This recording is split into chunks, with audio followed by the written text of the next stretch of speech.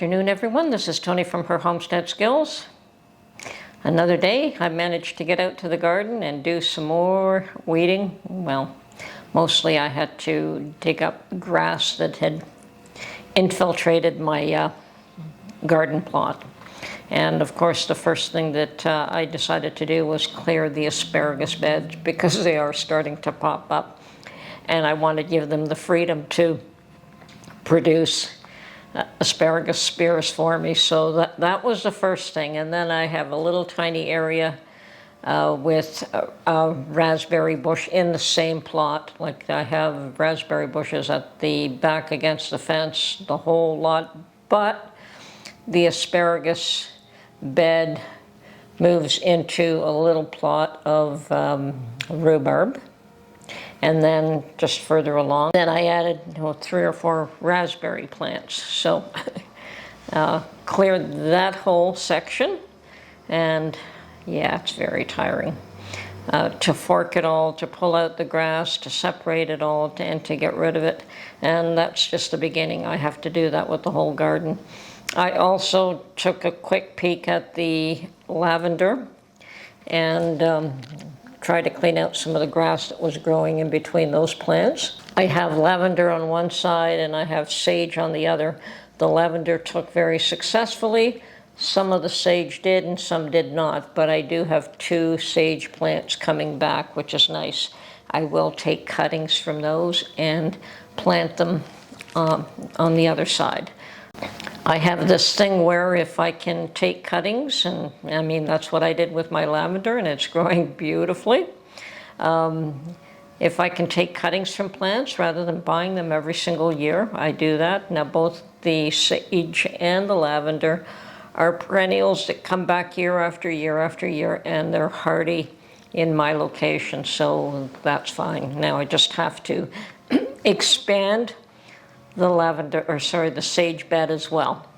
Now in my previous location, my previous home, I did the same thing with boxwood. I created a boxwood hedge, and I kept, boxwood you trim back, it's slow growing, it's a beautiful hedge plant, but right now the small little plant, $12 a piece, and yeah, that can get pretty expensive if you're trying to make a hedge with them. So even still at my other home, I had taken cuttings. I bought a few plants, and then I took cuttings and just short little cuttings, and I grew them. And yes, the unfortunate part is that you do have to wait years and years to get a full hedge, but you can do it.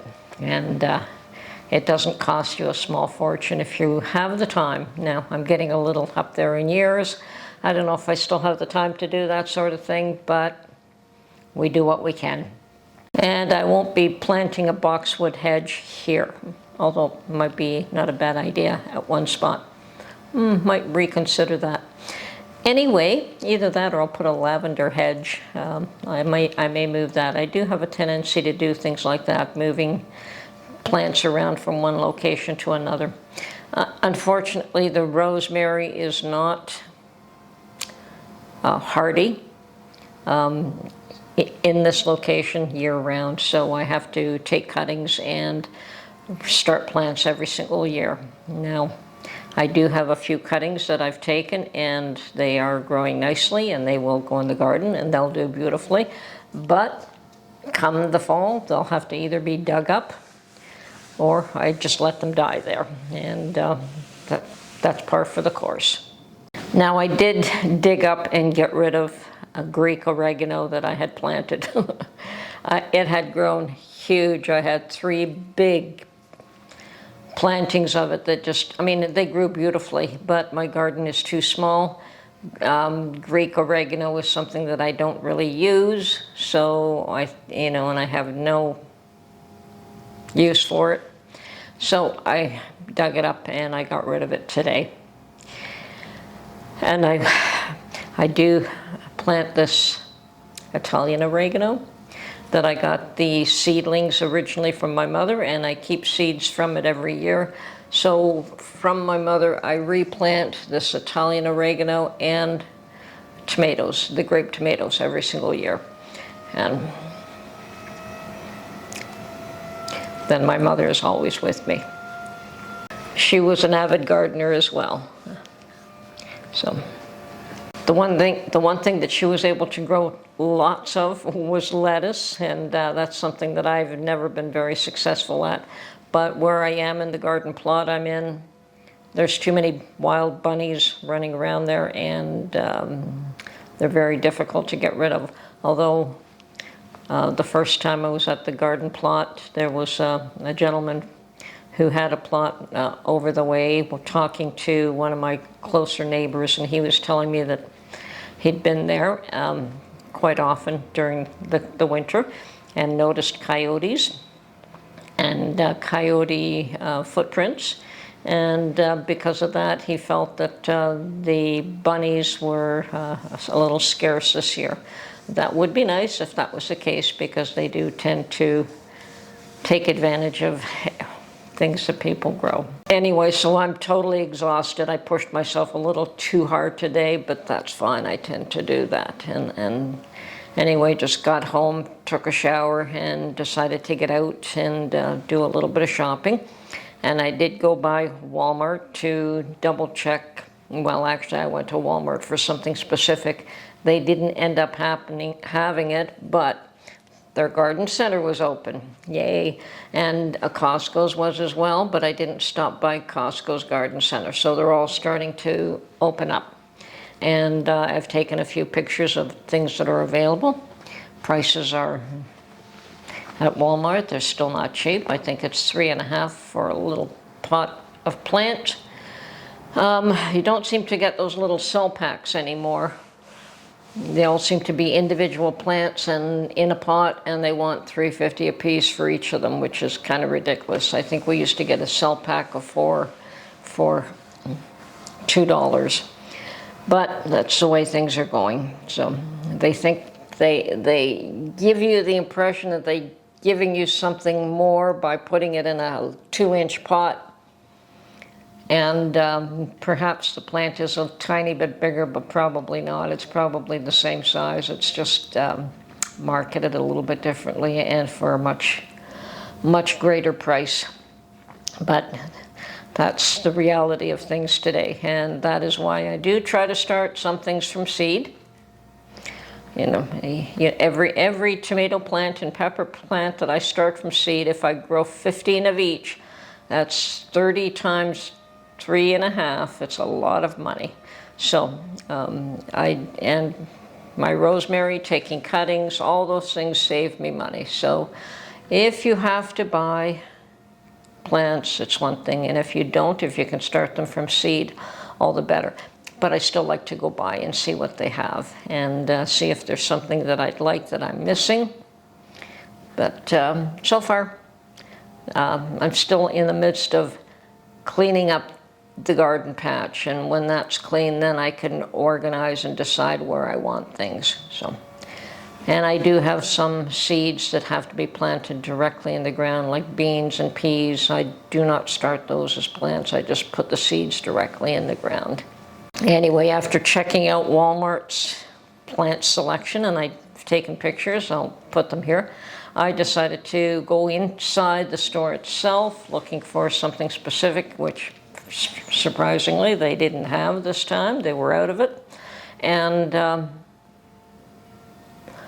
decided to take a look at the mason jars, the half-gallon mason jars, to see if they had any. And I was under the impression that they would have some, you know, probably a very limited amount, because I don't think a lot of people buy the half-gallon jars here in Canada too much. But sure enough, they had two packages of the Ball brand half-gallon jars. So if they are discontinuing the Bernardin brand, what I had assumed is that they would bring in a few cases of the Ball brand, and that's what I'm seeing. And yeah, the price is $34.95, but you know, you look at, and the rest of them, they had the Bernardin brand. So there were some Ball brands of fancy jam jars, and you know, some of the ones that they probably don't make in a Canadian measurement. So they just ship over some of the US ball measured jars. And that's really the only difference between them, is that Ball is a US brand based on one measuring system, and the Bernardin is same company, but it's based on the metric system, so it's slightly different in size. I call my jars pint jars. I think that they are 500 ml, whereas the Ball brand pint jars are 470 something. They're just slightly smaller. Same thing with the quart. Although I call them quarts, they're actually 1 liter jars, you know, but so there is a slight variation in size there as well. And I suspect with the half gallon, we're going to start seeing now true half gallons from the US and no longer the 1.9 liter jars here, which is okay by me. Still, I've had a subscriber tell me that she just purchased the Ball brand in the US, a case of 6 for 14 and change, so under $15. And where ours is 34 and change, almost $35 for the same product. And yes, I know that there's a dollar difference, but it's only a slight difference. So something that costs $15 retail in the US should cost us about $20 retail in Canada with the same margin, but that's not the way it's working out. Somebody's making huge margins on these jars in Canada, but that's the going price no matter which store you go to, whether it's Walmart, Home Hardware, or Canadian Tire. That's the 34 and change is what they're selling them for. If you want to go to a Chinese brand, you're going to get a little bit of a break, but not that much. And in my mind, not worth buying. But that's the way it is. So next time I take a trip to the US, I may load up on jars down there and bring them back with me. We'll see what happens. I'm sure that depending on how much time I spend down there, there's a certain dollar amount I can bring back. So anyway, yes, my focus right now is the garden and gardening, and I hope to have just about everything in the ground in the next few weeks. So yes, we're a lot later than a lot of you in the US, but this is the weather that we deal with. Anyway, I'm exhausted, but it's a good exhaustion. Anyway, this is Tony from Her Homestead Skills. I'm going to post this video, and then I'm just going to veg out for half an hour until I get my energy back. Talk to you soon. Bye for now.